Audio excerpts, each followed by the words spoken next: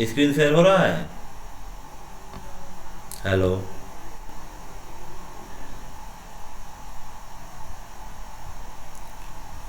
Screen share हुआ।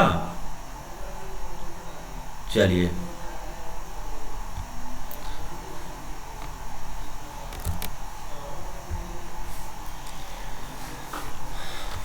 हाँ देखिए, कल अनगाइडेड मीडिया हमने वो किया था कंप्लीट। ओके, अनगाइडेड मीडिया देखिए। अनगाइडेड मीडिया, इसमें फर्स्ट है रेडियो वेव। एक्चुअली जितना भी कम्युनिकेशन होता है ना आपका, जिसमें सिक्योरिटी सेफ्टी ये सब चीज़ इम्पोर्टेंट नहीं होती है, वो सब के सब रेडियो वेव के थ्रू होता है। आप जो भी मोबाइल वगैरह का यूज करते हैं उसमें जो भी मीडिया है वो रेडियो वेव है। ठीक है, तो उसका देखिए ब्रैकेट में मैंने लिखा है 300 किलो हर्ट्ज की फ्रीक्वेंसी होती है ऑलमोस्ट। माइक्रोवेव भी एक रेडियो वेव ही है, high frequency radio wave is called microwave. ठीक है, तो माइक्रोवेव की फ्रीक्वेंसी हाई होती है, तो हाई फ्रीक्वेंसी होने से क्या होगा? हेलो, इसमें कोई साइंस का है? कोई नहीं। समरथ है, बताओ जी, हाई फ्रीक्वेंसी होने से क्या होगा? समरथ बताइए।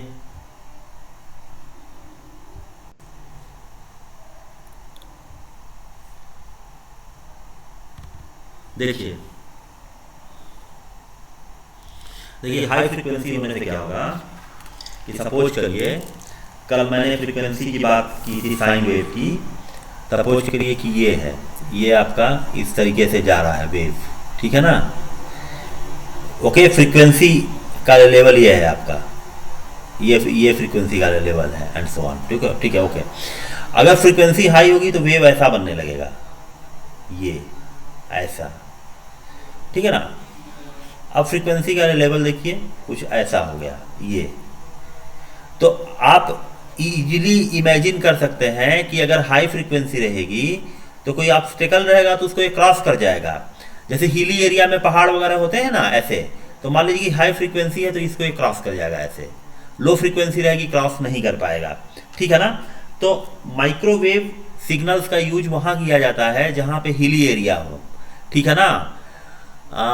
जहाँ पे ऑब्स्टेकल इतना बड़ा हो कि मतलब वो नॉर्मली वो क्रॉस नहीं कर पाएगा नॉर्मल रेडियो वेव, तो हम उस वहाँ पे माइक्रोवेव का यूज कर लेते हैं। तो वो हिली एरिया ही होता है जहाँ पे इसका यूज होता है। ठीक है ना? अदरवाइज नॉर्मल जो टेरेन है हमारा, जैसे प्लेन यहाँ पर है या कोई भी प्लेन टेरेन है, तो यहाँ पे रेडियो वेव का यूज करते हैं, वो सेफ है। ओके, तो hello. Okay, now we move to next. देखिए, ओके,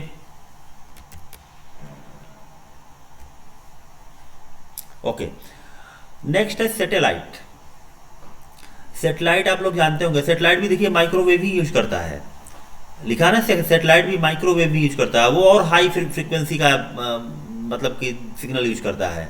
30 गीगाहर्ट्ज के रेंज की फ्रीक्वेंसी होती है। एक्चुअली सैटेलाइट क्या होता है कि आप लोग जो टीवी चलाते हैं ना, टाटा स्काई वगैरह, टाटा स्काई, डीटीएच, ये सब के सब सैटेलाइट टेलीविजन है। ये क्या होता है कि सैटेलाइट ऑर्बिट में घूमता रहता है हमारी अर्थ के चारों तरफ। सैटेलाइट दो टाइप के होते हैं, एक नेचुरल, एक आर्टिफिशियल। जैसे मून है वो नेचुरल सैटेलाइट है, ऐसे ही बहुत सारे आर्टिफिशियल सैटेलाइट घूमते रहते हैं, अपनी अपनी ऑर्बिट में घूम रहे हैं सब।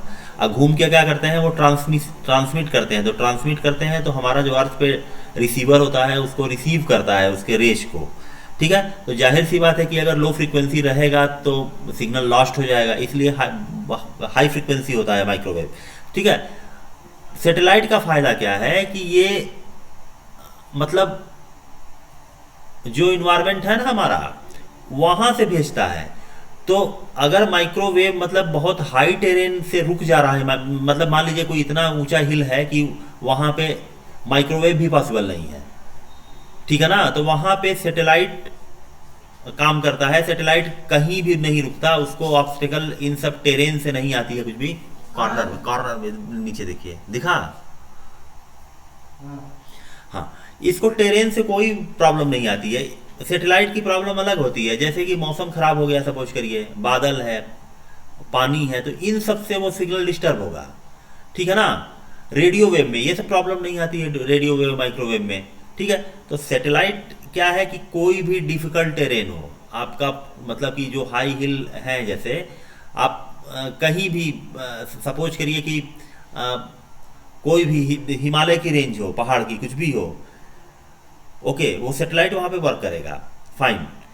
इंफ्रारेड, इंफ्रारेड ये बहुत लोकल टाइप का है, जैसे हम टीवी का जो रिमोट यूज करते हैं ना, वो जो कम्युनिकेशन होता है वो इंफ्रारेड वेव के थ्रू होता है, ठीक है, वो इंफ्रारेड वेव के थ्रू होता है।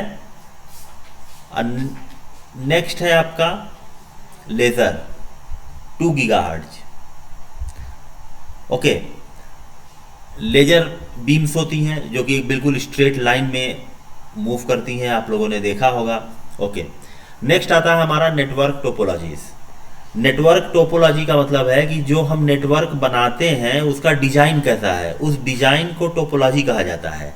नेटवर्क डिजाइन बहुत सारे हो सकते हैं ना, जैसे हमारा छोटा सा लैब होता है, उसमें नेटवर्क की डिजाइन क्या होती है, आप लोगों ने अगर ध्यान दिया होगा कि एक स्विच रहता है, वहां से बहुत सारे कनेक्शन होते हैं, लाइकवाइज दिस, देखिए इस टाइप का। सपोज करिए कि हमने ये किया हुआ है, फॉर एग्जांपल ये किया है, ओके। सपोज करिए कि एक बीच में हमारा सर्वर है, ऐसे बहुत सारे कनेक्शन हैं गए हुए, बहुत सारे कंप्यूटर से कनेक्टेड हैं छोटे छोटे। तो ये इस टाइप के डिजाइन को हम कहेंगे स्टार टोपोलॉजी। स्टार की तरह हुआ ना स्टार टोपोलॉजी। इसका प्लस पॉइंट क्या है, मेरिट्स इसके क्या है, मेरिट्स ये है कि हर नोड के लिए एक स्पेसिफिक लाइन है। मतलब देखिए ये नोड N1 है, ये N2 है, N3 है, तो सबके लिए एक डेडिकेटेड लाइन है, डेडिकेटेड कनेक्शन है। तो क्या होगा, ये नेटवर्क हमारा रिलायबल है। मतलब अगर ये लाइन ब्रेक हो गई तो सिर्फ यही वाला जो नोड है वही आउट ऑफ सर्विस होगा, बाकी सब वर्क करेंगे, ओके। हम फॉल्ट को इजीली डिटेक्ट कर सकते हैं, भाई जो नोड काम नहीं कर रहा है उसी की लाइन में प्रॉब्लम होगी, हम उस लाइन को ट्रेस करेंगे, उसको बना लेंगे, ठीक है, ओके।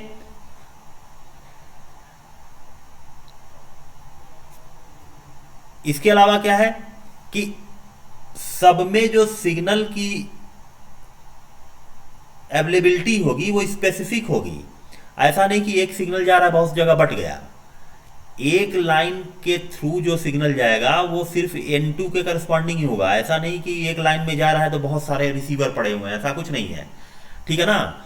इसका डिमेरिट क्या है, डिमेरिट ये है कि ये कॉस्टली होगा, भाई जब सबके लिए अलग अलग वायर होगा तो ये कॉस्टली हो जाएगा।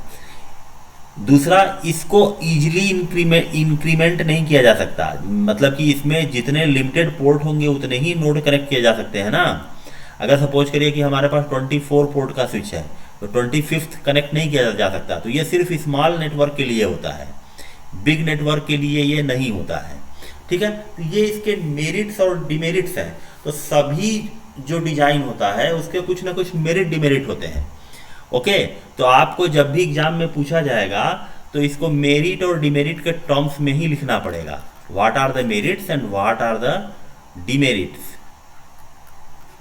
तो आप कुछ बातें याद रखिएगा, मेरिट डिमेरिट को मतलब डिफाइन करने के लिए फैक्टर जो यूज करिएगा, कॉस्ट फैक्टर, रिलायबिलिटी फैक्टर, ठीक है ना, एक्सटेंशन फैक्टर कि एक्सटेंड किया जा सकता है कि नहीं, ओके। ये सब फैक्टर्स हैं, ओके। तो जैसे अगर इसी को हम देखें तो कॉस्ट फैक्टर में ये डिमेरिट है, इसकी रिलायबिलिटी में मेरिट है, ये हाईली रिलायबल नेटवर्क होगा, ठीक है ना। एक्सटेंशन में डिमेरिट है, इसको हम एक्सटेंड नहीं कर सकते। Error detection,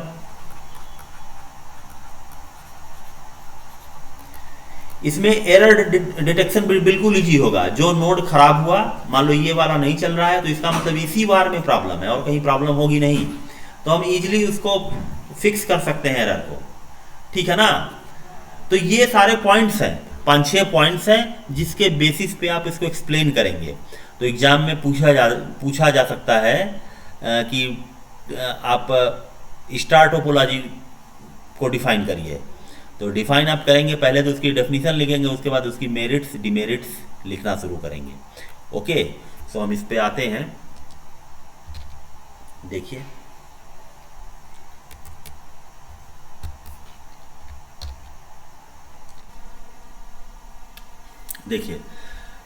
pattern of interconnection of node in a network is called the topology, ठीक है ना। नेटवर्क टाइप्स ऑफ टोपोलॉजी, देखिए point two point.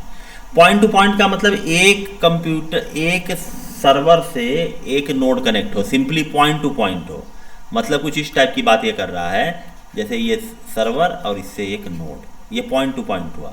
Star topology हमने डिस्कस किया। बस टोपोलॉजी का मतलब है कि बस टोपोलॉजी का मतलब देखिए ऐसा है कि एक तरफ है सर्वर, सपोज करिए दिस इज सर्वर,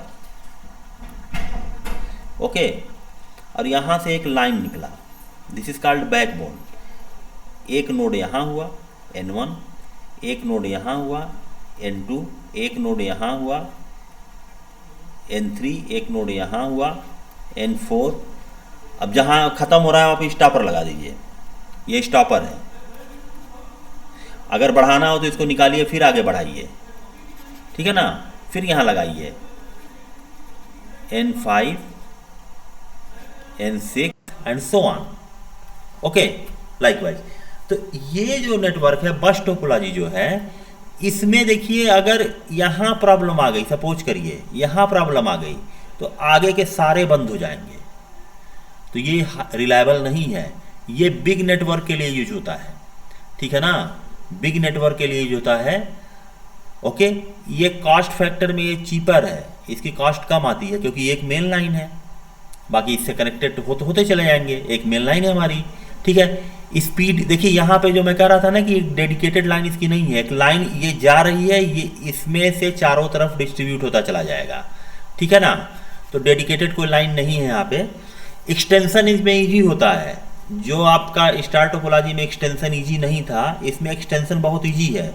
बिल्कुल एक बैकबोन लगाया, उसको बढ़ाते हुए चले गए, ठीक है ना, इसीलिए बिग नेटवर्क के लिए होता है। तो इस तरीके से आप इसको देखेंगे। रिंग टोपोलॉजी एक रिंग फॉर्म होती है, इसमें ऐसे ऐसे नोड कनेक्टेड होते हैं, ठीक है ना। इसमें इसका ड्रॉबैक है कि सिर्फ एक ही डायरेक्शन में मूवमेंट होता है, इसमें कोई फर्स्ट या लास्ट नहीं होता है। जैसे कि बस टोपोलॉजी में एक तरफ से चल रहे हैं ना कि नंबर 1 2 3 4, इसमें ऐसा कुछ नहीं होता। इसमें यूनी डायरेक्शनल मूवमेंट होता है, जबकि बस टोपोलॉजी में मल्टी डायमेंशनल मूवमेंट है, मतलब both way, to and fro. इसमें ऐसा नहीं होता, ओके। थर्ड है आपका ट्री टोपोलॉजी का मतलब ऐसी टोपोलॉजी जिसमें जैसे यहाँ पे सर्वर है, फिर इससे एक ब्रांच निकली, एक नोड आया, इससे कुछ नोड आए, ऐसे ऐसे करके एंड सो ऑन, मतलब इस तरीके से tree, this is called tree topology. एक रूट है, मतलब कि सर्वर को रूट मानिए और ये सब इसके ब्रांचेस मानिए, तो बहुत सारे ब्रांचेस में कनेक्शन जा रहा है, ठीक है ना। तो इस टाइप का अगर टोपोलॉजी होगा तो इसको ट्री टोपोलॉजी कहेंगे। ये सब बहुत बड़े नेटवर्क होते हैं, वहाँ यूज होता है। जैसे कि हम इंटरनेट में जब जाते हैं ना, जैसे कि सपोज करिए जब इंटरनेट की बात हम करते हैं, तो इंटरनेट में वो ट्री टोपोलॉजी होता है कि जैसे हमारा जो मैसेज है वो किस तरफ जाएगा, तो वो एक लाइन में नहीं होते हैं। सपोज करिए कि हमारा जो हमने यहाँ से भेजा, सपोज करिए मैसेज, और वो इसको रिसीव होना है यहाँ पे, तो वो ये पाथ पकड़ लेगा, ऐसे ऐसे यहाँ जाके रिसीव हो जाएगा, ठीक है ना। यहाँ अगर जाना है तो शॉर्टेस्ट पाथ यहाँ से पकड़ेगा, ऐसे करके ये एंड सो ऑन, ठीक है ना, ओके। मेश टोपोलॉजी का मतलब किसी भी 2 और मोर नेटवर्क जो ऊपर डिफाइन किया गया उसका जो कॉम्बिनेशन होगा उसको हम मेश टोपोलॉजी कहते हैं, ठीक है ना। Now we come to network devices. Modem क्या होता है? मॉडेम एक वर्ड है जो कि मॉड्यूलेटर और डीमॉड्यूलेटर से बना होता है। मॉड्यूलेटर प्लस डीमॉड्यूलेटर, ठीक है ना, इससे मॉडेम बना होता है। मॉड्यूलेशन का मतलब है, या डी वैसे वर्षा चलेगा दोनों, कि एक्चुअली जब हम अगर इसको ऑप्टिकल फाइबर को छोड़ के बाकी जितने भी मीडियम होते हैं, वायर्ड मीडियम, जैसे आपका ट्विस्टेड पेयर है या कोएक्सियल है, इसमें जो पहले जो डेटा होता है वो इलेक्ट्रॉन के फॉर्म में ट्रेवल करता है, जैसे टेलीफोन की लाइन में ट्रेवल करता है, उसके बाद आता है ना हमारे पास कंप्यूटर पे। तो टेलीफोन की लाइन में जो डेटा ट्रेवल करता है वो एसी के फॉर्म में होता है, एसी करंट। अब वो जब हमारे सिस्टम में आता है तो वो डीसी के फॉर्म में होता है, मतलब डेटा के फॉर्म में, डीसी नहीं कह सकते, डेटा के फॉर्म में होता है, नॉट डीसी, डेटा के फॉर्म में, मतलब 0 और 1 के फॉर्म में होता है। तो ये जो कन्वर्जन है, अगर इसको मॉड्यूलेशन कहेंगे तो इसके रिवर्स कन्वर्जन को डीमॉड्यूलेशन कहेंगे। रिवर्स की जरूरत क्या पड़ेगी, जैसे हम कोई मेल भेज रहे हैं, तो मेल भेज रहे हैं तो हमारा तो डेटा 0 उनके फॉर्म में है, जब वो लाइन में जाएगा इंटरनेट में तो वो एनालॉग करंट के फॉर्म में चला जाएगा, ठीक है ना। तो जो डिवाइस इस काम को करती है उसको मॉडेम कहा जाता है, जो भी डिवाइस इस वर्क को करती है उसको मॉडेम कहा जाता है। तो मॉडेम एक बहुत ही नेटवर्क की कॉमन डिवाइस है जिसको हम यूज करते हैं, ठीक है ना। RJ45 एक कनेक्टर है। एक्चुअली जो NIC, आपने NIC देखिए, इसके बाद लिखा हुआ है NIC कार्ड, लैन कार्ड जो होती है, लैन कार्ड से जो नेटवर्क का वायर कनेक्ट होता है, उस पोर्ट को कनेक्ट करने के लिए जो कनेक्टर यूज किया जाता है उसको RJ45 कहते हैं। RJ45 रजिस्टर्ड जैक 45 उसका नाम है। आप लोगों ने देखा होगा जरूर, ये आपके पास लैपटॉप हो तो उसमें बिल्कुल एक नेटवर्क के कनेक्शन के लिए एक पोर्ट बना होता है कि हम लैन कार्ड लगा सकते हैं, ठीक है ना। तो जो पोर्ट बना हुआ है वही RJ45 है। Okay, NIC network interface card, actually जो हम कनेक्ट कर रहे हैं ना RJ45 को, वो एक्चुअली जो अटैच होता है आपके मदरबोर्ड से, वो एक कार्ड के थ्रू अटैच होता है जिसको लैन कार्ड या NIC बोलते हैं, ठीक है ना। उसके बाद आता है हब और स्विच। ये सब इम्पॉर्टेंट डेफिनीशन है, ये सब, इसको आप स्किप नहीं कर सकते। देखिए, एक मिनट, जस्ट अ मोमेंट, हम आगे बढ़ते हैं इसको। देखिए हब, देखिए हब और स्विच क्या होता है बेसिकली। अच्छा, वो मैंने, हाँ ठीक है, ओके। एक्चुअली क्या होता है कि जब हम लैब में बहुत सारे कंप्यूटर को कनेक्ट करते हैं तो स्विच से कनेक्ट करते हैं या हब से कनेक्ट करते हैं। दोनों में से कोई एक डिवाइस होती है जो कि मल्टीपल कंप्यूटर को, लैन के कंप्यूटर को कनेक्ट करने के लिए जो डिवाइस यूज किया जाता है उसको स्विच कहा जाता है या हब कहा जाता है। दोनों का काम एक ही है कि लैब में मल्टीपल जो कंप्यूटर हैं उसको कनेक्ट कर देना। आप लोगों ने लैब में देखा होगा कि बहुत सारे कंप्यूटर कनेक्ट होते हैं लैन में और एक स्विच से उनके लिए कनेक्शन जाता है, ठीक है ना। आज के समय में स्विच ही यूज किया जाता है, हब नहीं यूज किया जाता है। एक्चुअली हब का ड्रॉबैक था, हब का ड्रॉबैक ये है कि जब एक सिग्नल जाता है ना तो वो डेडिकेटेड पर्टिकुलर कंप्यूटर के लिए नहीं जाता है, मतलब कि सिग्नल उस जाता तो है लेकिन उसको चेक सब करते हैं। जैसे कि कोई सामान जा रहा है और एक है कि हमारे एड्रेस पे आया, हमें घर पे रिसीव हो गया। दूसरा ये है कि वो सामान जा रहा है, वो लोग देखें और अपना ले लें, जिसका हो ले ले। जैसे आप रजिस्ट्रेशन फॉर्म पे साइन करने आ रहे होंगे ना स्कूल में, तो रजिस्ट्रेशन फॉर्म आपको दिया जा रहा है, जो रजिस्ट्रेशन डेटा है या आपका LOC है, तो LOC प्रिंट आउट हो गया है, आप अपना डेटा देखिए, उस पर साइन करिए, यही कर रहे हैं ना आप। तो हब में यही होता है कि वो पूरा ओपन है सबके सामने। तो आप, जाहिर सी बात है कि एक डेटा है बहुत सारा, 50 लोगों का डेटा है, तो आप 50 में सर्च करेंगे, आपको टाइम लगेगा। बिल्कुल यही चीज़ होता है। हब के केस में क्या होता है कि जो डेटा ट्रांसमिट होता है वो पर्टिकुलर नोड के लिए तो होता है, लेकिन उसको सभी चेक करते हैं वो पाथ से गुजर रहा है, सभी कंप्यूटर चेक करेंगे, ABCDEFGH जितने कंप्यूटर है सब चेक करेंगे, और जो मतलब कि जिसके लिए वो रिस्पांस है वो उसको रिसीव कर लेगा। लेकिन स्विच में ऐसा नहीं होता है। स्विच में पर्टिकुलर के लिए जिसके लिए होता है सिर्फ ये उसी को रिसीव होता है, बाकी सब चेक वगैरह कर ही नहीं पाते। तो जाहिर सी बात है कि जब ऐसा होगा तो स्विच में जो प्रोसेसिंग होगी फास्ट होगी, ओके। हब में प्रोसेसिंग जो होगी वो स्लो होगी। तो स्विच और हब दोनों एक ही टाइप के डिवाइस हैं, बस ये डिफरेंस है। टेक्निकली स्विच एडवांस है, इसीलिए इसको स्मार्ट डिवाइस भी कहा जाता है, ठीक है ना। देखिए इसमें लिखा होगा मैंने, a switch is able to handle the data and knows the specific address to send the message. It can decide which computer is the message intended and for and send the message directly to the right computer. Switch works on data link layer. अच्छा, अब ये data link layer और hub में physical layer लिखा है, उसका मतलब क्या है इसको मैं कल डिस्कस करूँगा। आज अभी डिस्कस करूँगा तो ये डिस्कशन हमारा डिरेल होगा थोड़ा सा, तो आज मैं डिस्कस नहीं कर रहा हूँ, छोड़ दे रहा हूँ। नेक्स्ट है आपका राउटर। राउटर और ब्रिज ये दोनों एक टाइप के डिवाइस हैं। राउटर क्या करता है, राउटर रूट प्रोवाइड करता है। देखिए इसमें लिखा होगा कि ये नेटवर्क ये router can also link with wireless network, ठीक है ना। ये नेटवर्क लेयर का डिवाइस है। देखिए लिखा है वर्क्स ऑन नेटवर्क लेयर, और ब्रिज को लिखा है it also works on network layer. तो ये लेयर क्या है हम कल करेंगे डिस्कस। देखिए राउटर का रोल क्या होता है, जब हम कोई ईमेल भेजे किसी को तो वो हमारे सिस्टम से निकला ईमेल, सबसे पहले तो हम टाइप करेंगे ना ईमेल को, तो हमारे सिस्टम से निकलेगा, बाइनरी फॉर्म से निकल के वो जाएगा करंट एनालॉग फॉर्म में, एनालॉग फॉर्म में जाएगा। तो एनालॉग फॉर्म में जब ये जाएगा तो अभी हमारे लोकल नेटवर्क में ट्रैवल करेगा। सपोज करिए कि हमने BSNL या जियो का नेटवर्क लिया है, तो जियो के का जो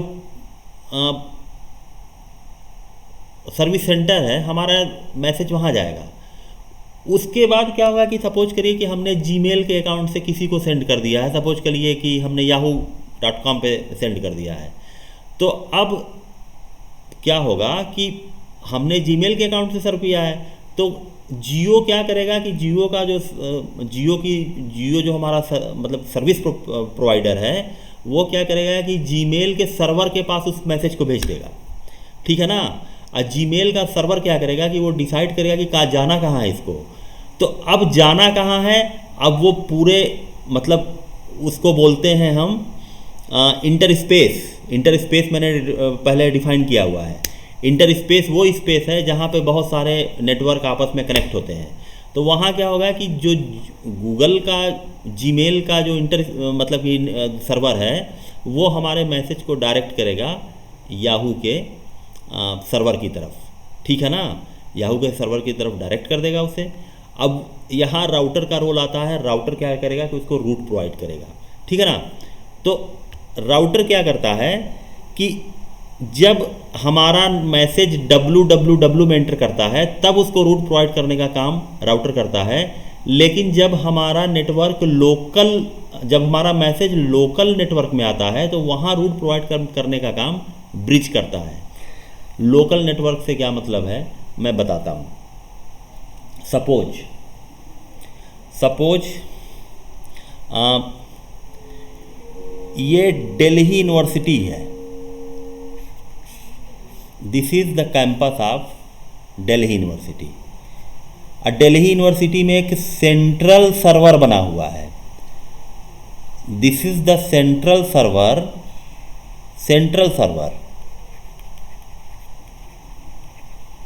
सेंट्रल सर्वर का मतलब है कि कोई भी सपोज करिए, और फिर एक डिपार्टमेंट का सर्वर है। सपोज करिए कि ये फिजिक्स डिपार्टमेंट का सर्वर है, ये ह्यूमैनिटीज़ डिपार्टमेंट का सर्वर है। इसी तरीके से ये आपका सपोज करिए कि हिंदी डिपार्टमेंट का एक सर्वर है, एंड सो ऑन, बहुत सारे सर्वर हैं, ठीक है। तो कोई भी मैसेज अगर बाहर से आया है तो पहले वो सेंट्रल सर्वर में आएगा। इसके बाद अगर ह्यूमैनिटीज़ डिपार्टमेंट की का है तो ये यहाँ चला जाएगा, हिंदी डिपार्टमेंट का है तो ये यहाँ चला जाएगा, एंड सो ऑन। आप समझ रहे हैं ना। तो ये जो नेटवर्क है ये लोकल नेटवर्क होगा, यूनिवर्सिटी का ये लोकल नेटवर्क है, ये डीयू का ये लोकल नेटवर्क है। अब यहाँ पे रूट प्रोवाइड करने का काम जो करेगा डिवाइस, उसको हम कहते हैं ब्रिज। ओके, तो ब्रिज एक ऐसी डिवाइस है जो रूट प्रोवाइड करती है लेकिन लोकल नेटवर्क में, और राउटर एक ऐसी डिवाइस है जो कि रूट प्रोवाइड करती है लेकिन इंटर स्पेस में। ठीक है ना। ओके, ठीक है। तो आपको आई होप कि ये क्लियर हो गया होगा। हेलो हेलो,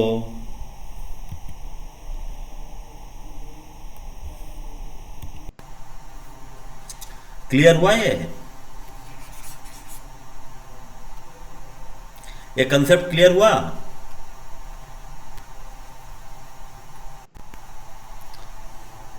ठीक है, तो मैं यहां पे क्लोज कर रहा हूं। एक बात सुनो ध्यान से, अटेंडेंस जरा दे दूं, प्रिंट स्क्रीन। ऐसा है ना कि आपके एग्जाम में 10 नंबर का नेटवर्किंग से क्वेश्चन आएगा बोर्ड में, जिसमें से 4 नंबर का एप्लीकेशन टाइप का क्वेश्चन होगा। तो एप्लीकेशन टाइप के क्वेश्चन के लिए हमें डिवाइस के बारे में जानना चाहिए, जो डिवाइसेस हमने बताया ना कि कौन सी डिवाइस का रोल क्या है। ओके, तो इस रोल के बेसिस पे हम उस प्रॉब्लम को सॉल्व करते हैं। 4 नंबर क्वेश्चन होता है। तो ठीक है, मुझे लगता है कि मैंने कवर कर लिया है। एक आध टॉपिक छूटा होगा तो उसी से मैं देखेंगे। नेक्स्ट क्लास में मैं उस 4 नंबर के क्वेश्चन को सॉल्व कराऊंगा। ठीक है, कल देखता हूं कल क्या होता है। कल नहीं तो परसों तो क्लास होगी आपकी। हेलो, कल तो छुट्टी है ना? हेलो,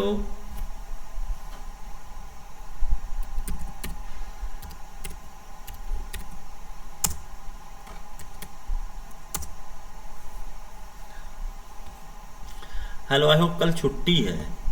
तो देखते हैं कल या परसों जो भी होता है तो हम उसको कर लेते हैं।